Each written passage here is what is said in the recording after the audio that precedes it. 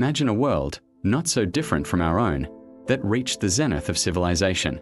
Towers of glass and steel pierced the clouds, monuments to human ingenuity. Flying vehicles zipped through crystalline skies, powered by seemingly endless energy. Cities hummed with life, a symphony of progress and prosperity. The people lived in a golden age, blessed with technologies that made life effortless. They celebrated their mastery over the world, believing they had conquered nature itself.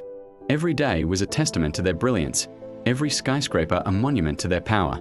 They lived in blissful ignorance, convinced their world was perfect, their future limitless. The delicate balance of the planet was a distant thought, a problem for another day, another generation. They had built paradise, but its foundations were crumbling beneath their feet. But whispers of trouble began to surface, like faint tremors before an earthquake. News reports flashed across holographic screens. Ancient glacier, once majestic rivers of ice, were melting at an alarming rate. Polar bears were seen adrift on shrinking ice floes. Scientists, their faces etched with worry, presented their findings to world leaders. They showed charts of rising sea levels, graphs of soaring carbon emissions, and models predicting catastrophic weather patterns. They warned that the planet's systems were under immense strain, that the very foundation of their golden age was being eroded by their own actions. Their voices, however, were drowned out by the hum of industry and the chorus of denial.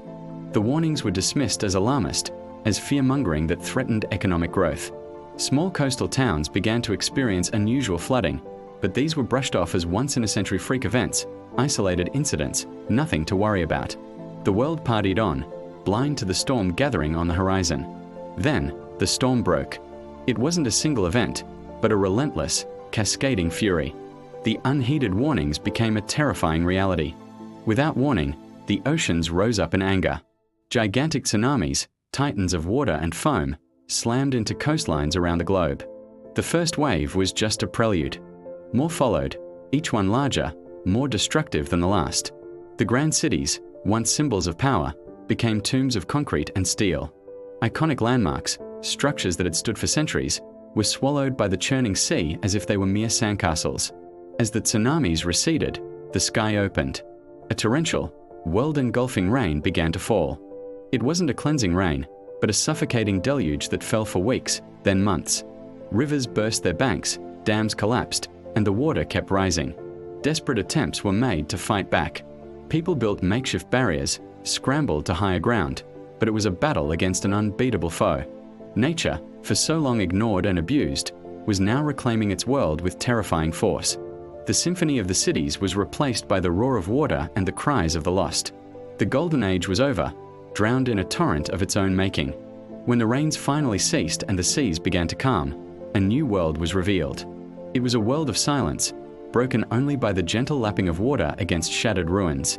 Survivors, clinging to floating debris, drifted through the skeletal remains of their once great cities. The tops of skyscrapers poked through the water's surface like tombstones in a vast, liquid graveyard. The sun, when it finally broke through the clouds, shone down on a planet transformed. As the floodwaters slowly receded over months and years, they unveiled a landscape scarred and reshaped. Canyons were carved where boulevards once ran. New coastlines were drawn across former continents. The world they knew was gone, submerged not just by water, but by the weight of their own arrogance. The handful of survivors looked out upon this desolate, waterlogged world, not as conquerors, but as humbled remnants of a fallen empire. The air was clean, the water was clear, but the cost had been unimaginable. They were adrift in the aftermath, facing the monumental task of starting over in a world they had broken. But from the depths of despair, a new seed of hope was planted. The survivors, scattered across this new world, carried with them a profound lesson. They had witnessed the terrible price of hubris and had been granted a second chance. They vowed not to repeat the mistakes of their ancestors. Gathering in small communities on the newly formed highlands, they began to rebuild. This time, there were no grand towers piercing the sky. They built with what nature provided, their homes in harmony with the landscape, not in defiance of it. They harnessed the power of the wind, the sun, and the tides, using sustainable technology that worked with the planet, not against it. They learned to listen to the earth, to respect its rhythms and its limits. Their new civilization was quieter, smaller, but infinitely wiser.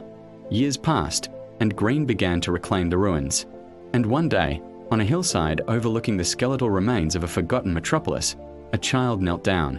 With careful hands, she planted a small sapling in the rich, new earth. It was a simple act, but it held a powerful promise.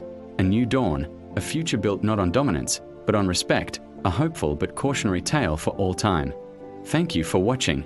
If this story resonated with you, please consider subscribing for more content that makes you think. Take care.